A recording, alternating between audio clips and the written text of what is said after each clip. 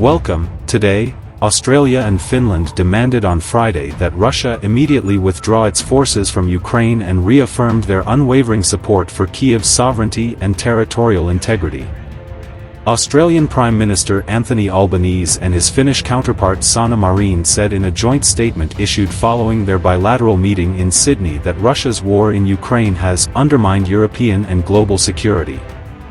The Prime Ministers condemned Russia's war of aggression, a clear violation of international law and the United Nations Charter, said the statement posted on the Australian Premier's official website. Marin arrived in Sydney after a trip to New Zealand. The two premiers also rejected and unequivocally condemned Russia's illegal annexation of Ukrainian territories.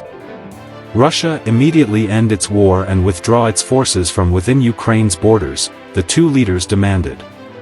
They also discussed ways to strengthen bilateral trade relations and reaffirmed their commitment to completing a comprehensive and ambitious EU-Australia trade agreement as soon as possible. Australia and the EU are expected to finalize a free trade agreement in 2023.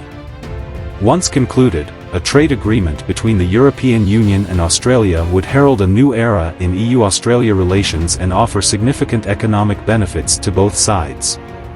The Prime Ministers agreed that defending an open, free, fair and resilient multilateral rules-based trading system is a priority for both countries, the statement said.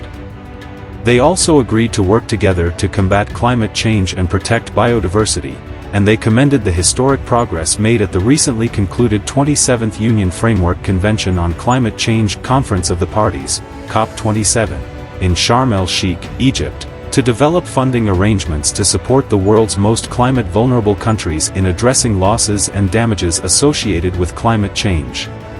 Earlier, Prime Minister Marin said her country sought NATO protection in the aftermath of Russia's attack on Ukraine.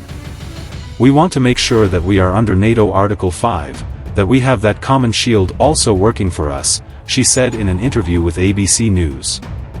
"But we are also protection givers, we are not takers. We will enhance the NATO capabilities," she added.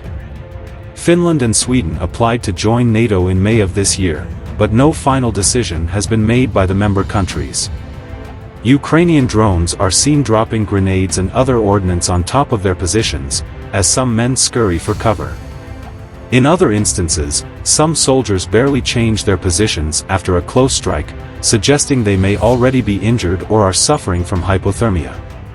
Another video posted earlier this week on the Bakhmut Life channel on the Russian social media site Telegram shows Russian artillery shells slamming into the colorful exterior of what used to be a kindergarten called Smile. The building is seen burning. That initial attack